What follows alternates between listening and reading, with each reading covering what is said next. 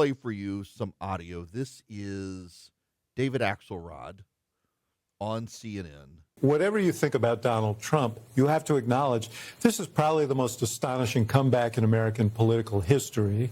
I mean, when you think about how he left Washington 4 years ago. 4 years ago when he left. There's no way you could have imagined this set of circumstances. He left in disgrace. He's come back as kind of a conqueror. That's the feel of this. And I do think, there's a lot of discontent in the country, a hangover from the pandemic. Inflation, and people really wanted to give this town an angioplasty. The question is, how will it reflect itself and how he executes on this? And will he actually deliver the kind of relief that people are looking for? Or will he just, hit the funny bone of the base on social issues while people's day-to-day lives don't change particularly? And that is going to be the challenge for Donald Trump. Let me talk to everybody. There's a guy.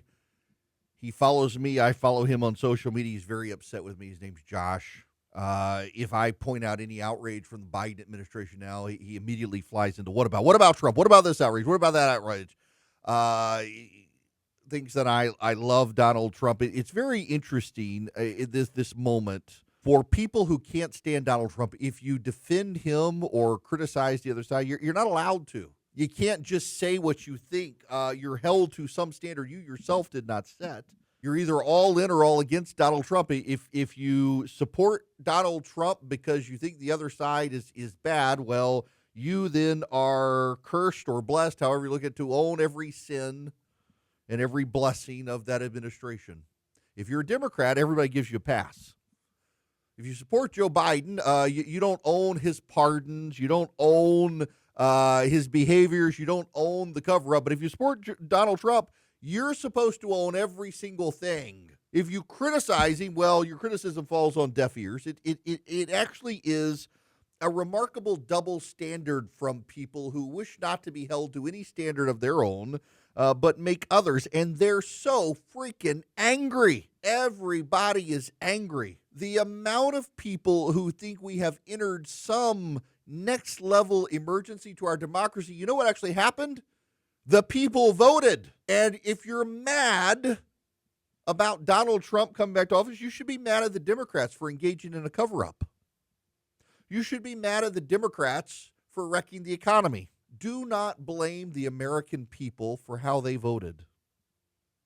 And I've seen this from people who hate Donald Trump. They blame the American people. The American people were stupid. The American people got duped. The American people were played. The American people are ungrateful. The American people are bad. They're corrupt, whatever. No, the American people, listen, I say all the time, people are stupid and people are voters. But collectively, you've got to trust them. That's the way the system works. And if you don't like it, you're no better than the people who you think want to impose a dictatorship.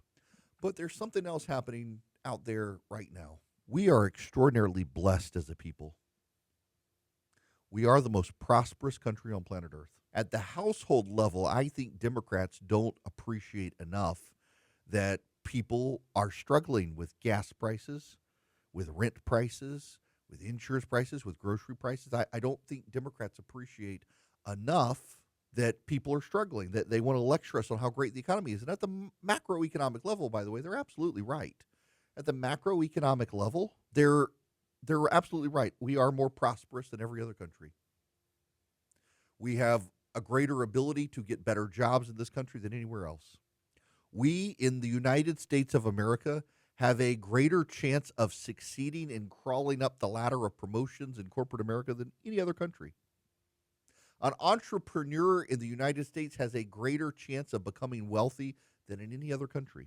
But there are also people who feel like the American dream has left them behind. There are a lot of young people in this country who are very dissatisfied and very angry because they don't feel like they can get ahead. They don't want to live in their parents' basement, but they have no choice. Rent's too high. There's scarcity in housing.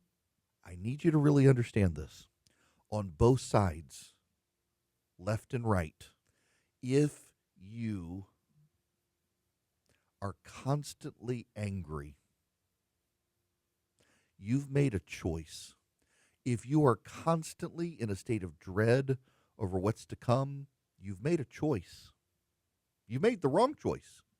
I know people who are Donald Trump supporters who are angry about everything, and they're not even happy now that Donald Trump is elected. They're as angry as they were. They become the left, the woke right and the woke left, the progressive left, the progressive right. They're angry. They're angry about the state of the country. You know, you may be angry about the politics of the country. You may be mad at what Joe Biden did, but you're still extraordinarily blessed and still live in the greatest country on earth. Find some solace in that. And now Donald Trump's back. Be happy.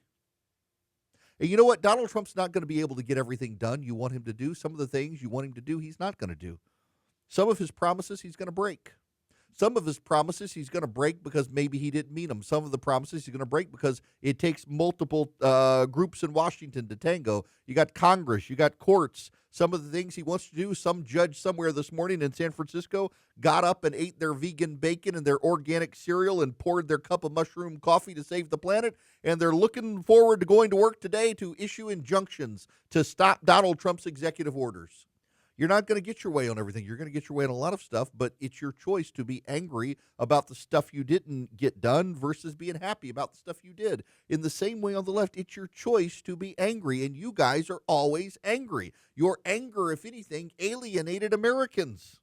My pastor yesterday was preaching on the Sermon on the Mount, and he got to the verse about you are the salt. And he pointed out that in the first century, the salt was not so much the seasoning. The salt was the preservative. Those of you who are people of faith, you're preserving. And if you get swept up into the terror and the frenzy and the anger and the rage and the excitement of politics, you can't preserve. If you're hitching your wagon to that which will spoil and that which will rot, you can't preserve. If you are whipped into an existential frenzy over the here and the now, and the decisions that were made by Joe Biden, the decisions that will be made by Donald Trump, and your emotions ebb and flow based on those decisions, you're excited or you're angry, you're in the here and the now. You don't have an eternal worldview. You're looking at the immediacy, and the immediacy is always fleeting. Here we are. Now we're several seconds in the future. Now we're several more seconds in the future. Now even further in the future, the moment you were excited about was 15, 20 seconds ago. The moment you're excited about may come tomorrow, and it'll be fleeting. And you're going to design and package your emotions and your excitement and your anger and your rage around those things. You're contributing to the problem. It's a choice to be always outraged, to be never happy. It's also a choice to say, the voters have spoken. I cannot control this. It's your choice to say, God's got a plan. And I'll put my trust in him and not in people, not in princes and principalities, but in God Almighty himself. And therefore, I cannot be angry about those things that happen because God's got a plan and all things work for the good of those called according to his purpose. All things are possible through Christ who strengthens me. Cite the verses. God is sovereign. He's in charge. There's no reason to be wept into terror or frenzy or even super excitement. You can certainly find things to laugh about and be happy about and be excited about. Your guy won, their guy lost, one guy's gone, the new guy's here. But to always and every day wake up mad, get online because you want to be mad, or get online because you want to be constantly excited by it. You know, if your excitement is the headline of the day, your guy won, your guy's going to eventually lose. Is that now going to turn your excitement into dread, into terror? None of us in this country used to put so much stock in politics. And too many people do now. And too many people are letting the politics of the age determine their state of mind, their level of happiness or sadness, their level of dread or their level of excitement. And it's unhealthy. After COVID and people trapped inside and looking at politicians for some reason to save us instead of us save ourselves, a lot of people, particularly on the left, started having mental health issues. It's still on full display. You see it in the protesters upset that Donald Trump won a fair and square, democratically called election within our republic.